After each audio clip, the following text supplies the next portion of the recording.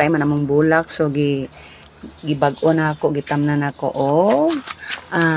sibuyas dahonan mga ma'am. Look at that. Yung gibutangan din ako fertilizer nga organic. So mga lata-lata nga mga panakot, mga fruits like avocado. So muna mga ma'am, nagwapa na kaya akong kuan mga ma'am kay aron og magtulat ta, magisa ta, ay need ta og kanang fresh nga mga panakot. So narin tayo makutlo mga ma'am, di kay puro rabulak. So wala na may space. So gibutang na lang ako akong sibuyas dahonan sa pot mga ma'am. O diba? O for a chance. Napagid mga ma'am. Napagid ko ikuan akong lemongrass gipangkaang nako. Kay kung ibutang nimo sa gawas, mahurot og kamatay sa sigig pangayo. Nya. Muna mga ma'am.